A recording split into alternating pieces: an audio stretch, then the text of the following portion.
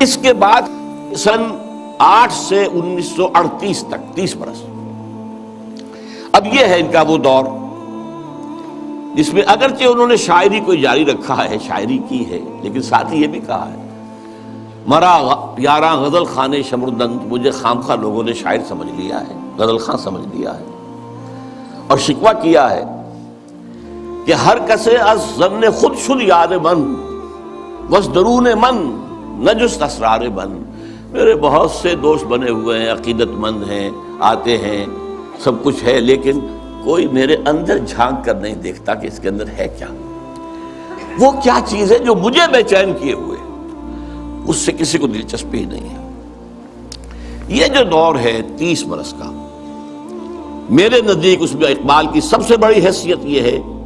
کہ وہ قرآن مجید کا اس دور کا سب سے بڑا شارح ہے۔ میں لفظ تفسیر استعمال نہیں کر رہا، وہ ایک ٹیکنیکل ٹرم ہو جائے گی، شارح اقبال قرآن، اور ساتھ ہی سب سے بڑا داعی ہے۔ میرے علم میں نہیں ہے کہ کسی اور شخص نے اس شد و مت کے ساتھ مسلمانوں کو قرآن کی طرف دعوت دی ہو کہ لوٹو قرآن کی طرف، سادہ ترین الفاظ میں وہ زمانے میں معزز تھے مسلمان ہو کر اور تم خار ہوئے تاریک قرآن ہو کر، اے جو شبنم برزمی افتندئی در بغل داری کتاب زندئی، اے وہ قوم جو شبنم کی طرح زمین پر پڑی ہوئی ہے اور لوگ اسے اپنے قدموں سے توڑ رہے ہیں، پامال کر رہے ہیں، ہوش میں آ، تیرے پاس وہ کتاب زندہ موجود ہے۔ جیسے حضرت موسیٰ علیہ السلام کے پاس بھی عصا تو تھا، لیکن جب دربار میں جب وہ مقابلہ ہو رہا تھا اور جادوگروں نے اپنی رسیاں پھینکی، وہ بھی سانپ بن گئے،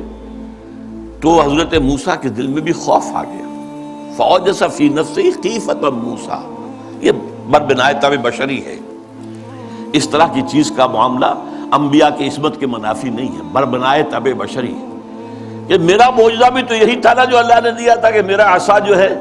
وہ اژدہا بن گیا، یہ تو انہوں نے سانپ بنا دیے، اب کیا ہوگا؟ تالی پٹ جائے گی۔ اب تو مجمع خود کہا تھا کہ جمع کرو لوگوں کو، اس وقت اللہ نے فرمایا جو تیرے ہاتھ میں اسے پھینکو، ذرا ڈالو تو صحیح، دیکھو تو صحیح، ڈرو نہیں۔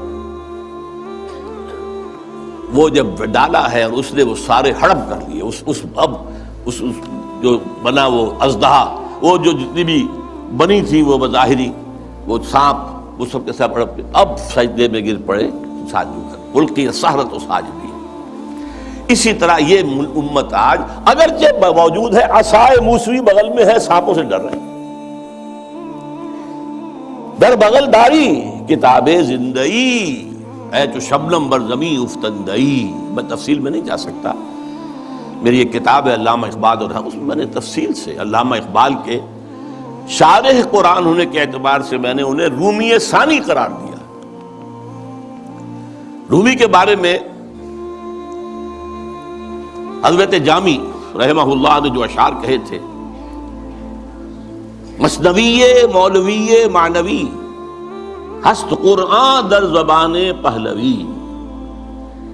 یہ جو مولوی معنی، مولوی روم، ان کی جو مثنوی ہے، یہ فارسی زبان میں، پہلوی زبان میں قرآن ہی ہے، قرآن ہی کے مفاہیم ہیں، قرآن ہی کے مقاصد ہیں، قرآن ہی کا فکر ہے، قرآن ہی کا فلسفہ ہے جو بیان کیا گیا۔ منچ گویم وصف عالی جناب نیست پیغمبر ولیکن دارت کتاب، میں کیا کچھ وصف بیان کروں مولانا روم کا، وہ پیغمبر تو نہیں تھے لیکن کتاب ان کے پاس تھی، کتاب جو ہے مثنوی مولوی مان۔ بالکل یہی بات جامی ہی کے طرح کے بہت بڑے شاعر تھے، جالندھر کے گرامی، اور انہوں نے یہ بات کہی تھی،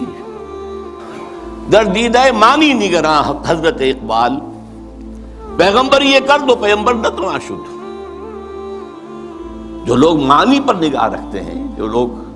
صرف الفاظ کو نہیں دیکھتے، گہرائی میں جاتے ہیں، ان کے نزدیک تو حضرت اقبال کا معاملہ یہ ہے کہ انہوں نے پیغمبری کی ہے، اگرچہ انہیں پیغمبر نہیں کہہ سکتے، معاذ اللہ ثم معاذ اللہ ثم معاذ اللہ۔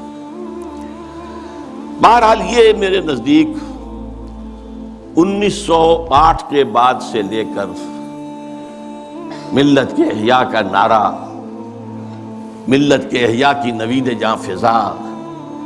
اسلام کی نشت ثانیہ کے دور کے آغاز کی بشارتیں بھی سنائی، اور اس کے لیے ایک فکری مواد پیدا کیا، مغربی فکر پر تنقید کی، زوردار تنقید کی، ان کی سیاست پر تنقید کی۔ انسانی حاکمیت کہاں سے لے آئے ہو؟